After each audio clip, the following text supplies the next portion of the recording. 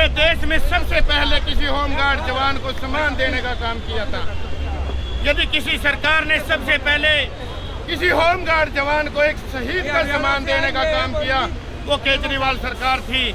आम आदमी पार्टी के और वर्करों के साथ साथ जब केजरीवाल सरकार और केजरीवाल की आम आदमी पार्टी राष्ट्रीय पार्टी का दर्जा मिला, हमें बहुत खुशी थी। साथियों, जैसे ही तानाशाही रवैया सरकार ने अपनाया, तो ऐसी पार्टी के खिलाफ और ऐसी सरकार के खिलाफ आने के लिए हम मजबूर हैं। आदरणीय साथियों, कोई पार्टी, कोई नेता यदि हमारे रोजी रोटी के ऊपर आंच लाएगा, तो हमारी रगों के अंदर वही उन्नति प्रगति करने वाला और वही महापुरुषों वाला खून है। मीडिया के साथियों के माध्यम से आदरणीय केजरीवाल सरकार को ये बताना चाहते हैं, मात्र ये सैकड़ों जवान नहीं है। माननीय केजरीवाल जी, ये जवान देश की सुरक्षा व्यवस्था में अपना योगदान देने वाले जवान हैं। हमें अपने साथियों को हाथ जोड़कर ये अपील की है कि माननीय अन्ना हजारे को देखते हुए, माननीय आदर्श महापुरुषों को देखते हुए शांति का योगदान दे। और सरकार को हम हाथ जोड़कर ज्ञापन देते हैं, यदि सरकार चाहे इन जवानों को ही 7 लाख जवान मानकर ज्ञापन को स्वीकार करे और इनकी जरूरी मांग मंजूर करे। यदि सरकार ये चाहती हो कि तानाशाही अपनानी है, तो देश के 7,80,000 जवान दिल्ली के जवानों के साथ मजबूरन संघर्ष करने के लिए, किसी मैदान में आने के लिए तैयार। भारत माता की आदरणीय साथियों, मैं बड़ी खुशी के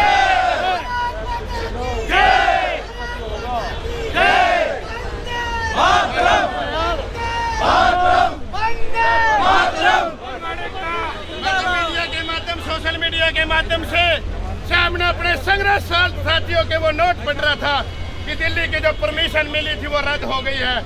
मेरे संघर्षशील साथियों ने आह्वान किया, आजादी के लिए और पेट की लड़ाई के लिए कोई परमिशन की जरूरत नहीं। भारत माता की। माननीय साथियों, हमारे देश के महापुरुषों ने इस देश की आजादी के लिए जो लड़ाई लड़ी थी, किसने परमिशन ली थी? कौन अंग्रेज परमिशन देते थे? परमिशन देना और ज्ञापन देना हम एक संवैधानिक तरीके से ये चीजें सामने लाना चाहते हैं। यदि सरकारें हथकड़े अपनाना चाहती हो, तो ये बाजवा, ये कंधे और ये खून आजादी के लिए लड़ाई लड़ने के लिए पुनः संघर्ष करेगा। होमगार्ड एकता जिंदाबाद, अपना हक अपना हक। हमारे साथी ज्ञापन देने के लिए गए हैं। यदि साथियों को कुछ अच्छा समाधान बताने की सरकार कोशिश करती है, हम सरकार का स्वागत करते हैं। आज और ये सांकेतिक धरना मात्र आज का नहीं था साथियों, भूख हड़ताल पर हमने बैठना पड़ा। हमारे साथी एक भी अन्न और एक भी पानी की बूंद अपने अंदर नहीं जाने देंगे जब तक हमें अपना न्याय नहीं मिलेगा। मीडिया के साथियों के माध्यम से मैं तानाशाही सरकार जो हथकड़े अपनाकर इन जवानों की रोजी रोटी छीनना चाहती है, उनको ये चीज बताना चाहता हूँ। अरे सरकार में बैठे मेरे प्रिय नेताओं, माननीय मुख्यमंत्री जी, और अन्य राज्यों में भी वही होमगार्ड जवान काम करते हैं, उसी एक्ट के अनुसार काम करते हैं। दिल्ली के अंदर 3 साल बाद इन जवानों को डिस्चार्ज क्यों किया जाता है?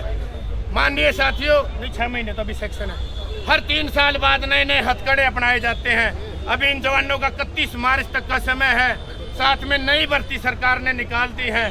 जब इन जवानों का भविष्य खराब कर चुके हो, क्या देश के हर युवा को भविष्य खराब करने पर तुले हो? साथियों, रोजी रोटी के लिए हमारे साथी नहीं, हमारे परिवार लड़ेंगे, हमारे समाज लड़ेंगे, हमारे संगठन लड़ेंगे। गुप्त रूप से मैं सारी चीजें नहीं बताना चाहूंगा। होमगार्ड एकता जिंदाबाद, होमगार्ड एकता जिंदाबाद। आप साथियों के आशीर्वाद से, आप साथियों का जो ज्ञापन है, आप साथियों की जो आज मांग है, जितने भी सार्वजनिक संगठनों तक हमने पहुंचाने की कोशिश की, सभी सार्वजनिक संगठनों ने एक ही आह्वान पर और एक ही ताकत के साथ आप साथियों का सहयोग देने की कोशिश की है और आश्वासन दिलाया है। समय आने पर अभी तो आप ही लड़ाई लड़ने के लिए साथियों, और जो इस देश के ऊर्जावान और शिक्षित और अनुभवी युवा सुरक्षा व्यवस्था बनाने में अपना अहम योगदान दे सकते हैं, हम नहीं चाहते वही युवा सुरक्षा व्यवस्था बनाने वाले युवा सुरक्षा व्यवस्था में कहीं न कहीं रोड़ा बने। और सरकारों ने हमारी मजबूरी ला के खड़ी कर दी, तो साथियों भारत का कोई भी संगठन ऐसा नहीं होगा जो आपके साथ दिल्ली के दरबार के अंदर नहीं बैठा होगा। यह आज आप साथियों से न कि आह्वान बल्कि विश्वास दिलाकर आप साथियों के बीच में बैठते हैं। और आप साथियों के रोजगार के साथ कोई आज आती है।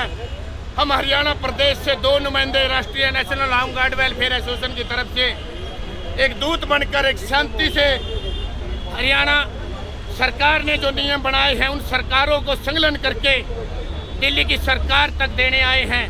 अन्य स्टेटों के अंदर हमारे जवानों के हित के जो नियम बने हैं उनको संकलन करके दिल्ली की सरकार तक पहुंचाने के लिए आए हैं।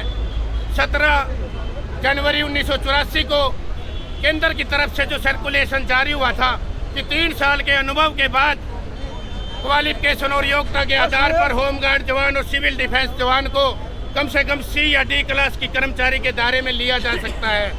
राज्य सरकारों ने वो मांग आज तक नहीं मानी। हम वो ज्ञापन संकलन करके सरकार को देने आए हैं और ज्ञापन के साथ साथ हम खुशी से अपनी ऊर्जा से अपनी ताकत से ये बताने के लिए आए हैं कि या तो इन ज्ञापन से और हाथ जोड़कर विनती से सरकार मान जाए, अन्यथा पूरे भारत के जवान ड्यूटी छोड़कर इन साथियों के साथ बैठने के लिए मजबूर होंगे। होमगार्ड एकता होमगार्ड एकता अपना हक लेके रहेंगे, अपना हक लेके रहेंगे। वंदे मातरम।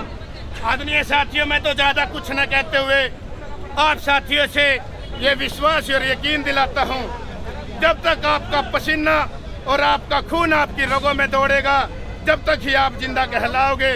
आपका भाई, आपका बेटा, आपका साथी, जब तक आपका संघर्ष चलेगा। मुझे नहीं चाहिए तानाशाही ड्यूटी। मैं हरियाणा प्रदेश की सुरक्षा व्यवस्था ड्यूटी को छोड़कर आप साथियों के बीच में डटा हूँ और आप साथियों को न्याय दिलाने तक समस्त कार्यकारिणी के सदस्य को आप साथियों के साथ ले जाएंगे। बहुत बहुत धन्यवाद।